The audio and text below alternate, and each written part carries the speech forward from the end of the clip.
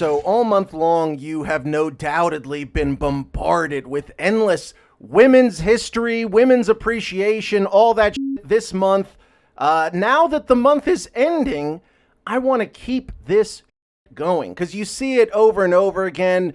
Black History Month, Hispanic, whatever fucking day they give us, Women's Month, all the various months to appreciate motherfuckers that you need to appreciate year-round, and that's what I'm looking to do, because you look at these lists, all these greatest women who rock. I feel that right now there's a tremendous crop of young, up-and-coming voices in the world of rock and heavy metal that are just amazing. These women are overlooked, and it's bullshit, and it stops right the fuck right now. If you want to see the whole list, you can go listen to the full podcast over on Spotify, SoundCloud, Apple Podcasts, wherever the fuck you want to listen to it. The Kill Rock Radio podcast is there for your listening pleasure. But in this video, we're going to go over the top 5. These are in no particular order except for number 1, which is the baddest motherfucker in my estimation. Let's get the list started. We have Katie Monks, who fronts a band called Dilly Dally. It's an alternative band. I saw this band over at the White Oak. You were struck immediately because when Katie comes out, she has the most wild-ass voice you've ever fucking heard.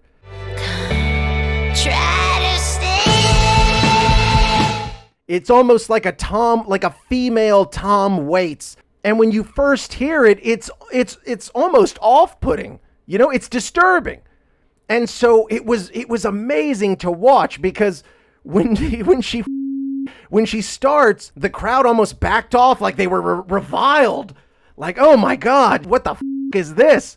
But the band was kicking so much ass that by the third song, they're starting to creep back in like little cats, like little kitties. By the time their set was done, they had absolutely won the crowd over and people were rocking the out. I think that's probably a common reaction to Dilly Dally. You know, she goes from this, it's almost like a whimper, and it comes to this, as I said, like a towering banshee scream.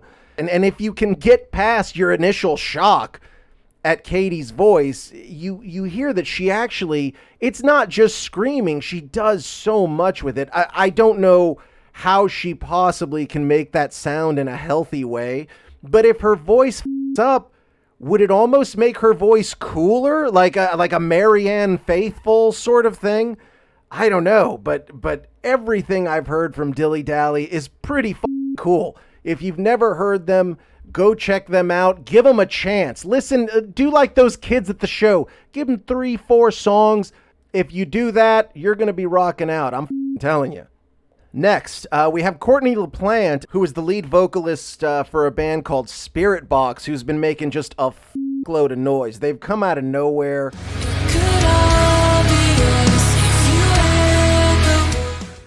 But it's really been based on the strength of what Courtney Laplante has done vocally. That's not on the rest of the band. Those guys are really talented. What she does is so amazing because she has such a legitimate growl. There's a lot of guys in metal who, you know, when your scream is taut, sometimes it can come off as too, like overly produced. Courtney Laplante in her growl, in her scream, has something so legit. And then on top of it, gorgeous singing voice. I mean, her voice, like, it's almost like a contradiction. Right now in metal, there's a lot of female-fronted bands, and it's almost become a gimmick. But this is a case where Spirit Box stands out amongst a lot of the kind of more contrived shit as being really honest music, you know? And when you're talking about metal, that sort of integrity, it does shine through, and it is important. The band actually found some viral fame like right off the bat because they had released a video of Courtney doing her vocal for a song called Rule of Nines.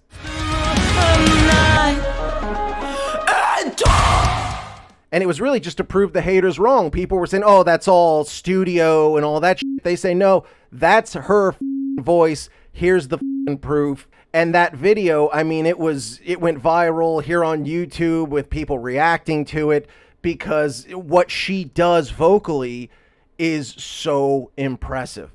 And, great songwriting. As I said, gorgeous singing voice. A Spirit Box, definitely a band to watch. Courtney Laplante, anything she does, it's gold, baby. Check it out. Next, speaking of metal, we get metal as with a powerhouse, a vocal powerhouse. And her name is Tatiana Shmyluk, I believe is the name. Forgive me if I've that all up. And she fronts a band called Ginger out of Ukraine. There has been this real infusion of female-fronted metal bands to the point where there is a bit of saturation, there is a bit of overkill. You do get a sense that the record companies are like, boners equal streams equal dollars. Dude, this is just a supremely talented vocalist. Tatiana, what she can do, I mean, when she gets into her legit metal growl, she reminds me so much of Randy Blythe from Lamb of God. So you might as well just admit it. Just like there's some real deep, heavy quality even with the growl. And then from there, she goes into this beautiful singing voice. That's another band who came to fame from essentially going viral because of how crazy Tatiana's voice is. There was a video they did called Pisces that was, it's set in a studio, and it's such a mellow vibe when they're in the part where she's, clean singing. It's such a hard cut when they go to the heavy shit and she starts tearing it down. No gimmicks there. I mean, it is just 100% tremendous metal vocal, legit metal vocal, period. With no, people are like, well, for a chick, whatever. No. This is a truly tremendous metal vocalist performance. But Tatiana and Ginger, absolutely expect to hear from them for years to come. Next, we have Reba Myers, guitarist / vocalist for Code Orange. Really big name, up and coming in the metal ranks. You're starting to see them open for the big bands, for the Slipknots of the world and shit like that. And Reba Myers is a big part of that because, she's the guitarist and she shreds. It's no bull. Of course, you see this a lot of times in musician circles. There is a lot of kind of chauvinism. There's this idea that the concept of shredding and coming up with a sick riff and shit like that has something to do with your testicles, and that it's impossible because, see, ladies ain't got no testicles. But Reba Myers is here to say you don't need testicles to kick some ass. She reminds me a lot of Jerry Cantrell. Like her when she sings, she doesn't do the vocals for every song. She splits vocal duties, and her composition reminds me a lot of Jerry Cantrell. There are even moments on Code Orange's last album. You listen to it, you close your eyes, you could almost hear some Alice in Chains. It sounds like it, the way the guitars work. And then you swap Lane Staley out with a harsh metal vocal, and that's, kind of the dynamic of Code Orange. But goddamn, man, the songs that Reba Myers fronts are consistently the most badass songs that Code Orange does. No disrespect to the other vocalist. I'm just saying Reba Myers got the goods. It stands out from a lot of the other female vocalists out there in metal right now because a lot of those women, they can sing in the classical sense. There's vibrato and there's all this shit. There's not a lot of that to her vocal, but it reminds me of almost like L7.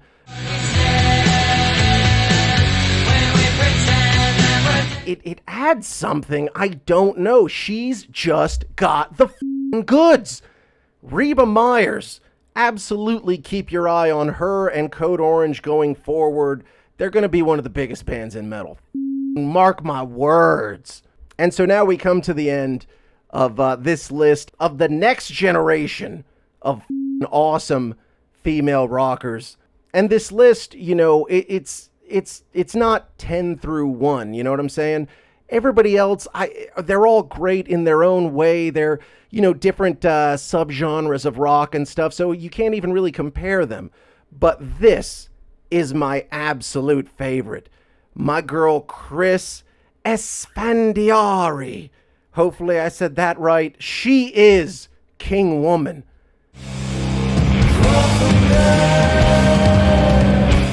That band started as a project that was just her. Really, you're talking about one artistic voice, one artistic concept that is fleshed out, you know, and this is what it becomes.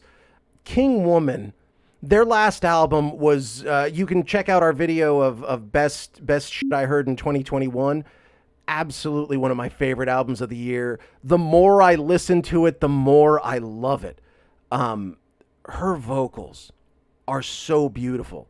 I love her voice. It reminds me so much of Mazzy Star.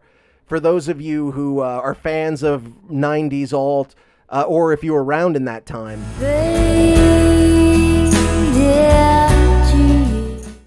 Whereas King Woman, it's like you took that Mazzy Star vocal and then you laid it down over doom metal. And the final result is something so amazing. If you have not heard King Woman, you absolutely must do yourself that favor. If you're into rock music whatsoever, you're taken on such a ride in any one of their songs. This woman, she can hold you in the palm of her hand. And that's what she does through every single song. And her vocal, she doesn't stay, you know, as I said, the Mazzy Star vocal. Once she gets into screaming and like that, it's disturbing because it's still this beautiful floating vocal, but it's a scream, and it's almost like a horror film. And if you're a fan of metal, we all know metal motherfuckers love horror. And this is like an audible horror in your fucking head to listen to King Woman.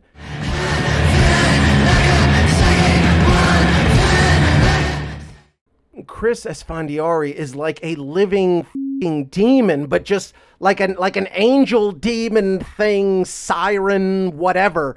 Amazing presentation, amazing talent, amazing work. She's like a f***ing Pokemon. She is evolving by the day.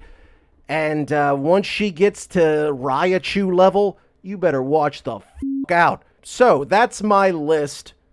Thank you guys very much. Women rule, boys drool. How about that? I'm absolutely positive that there are women that I have missed. Please, if you have anybody that you want to send my way, info@killrockradio.com, or drop something in the comments, send me a DM, whatever. I'm always open to finding some new badass music to listen to. Thank you so much, and I will talk to you crazy motherfuckers later. Peace.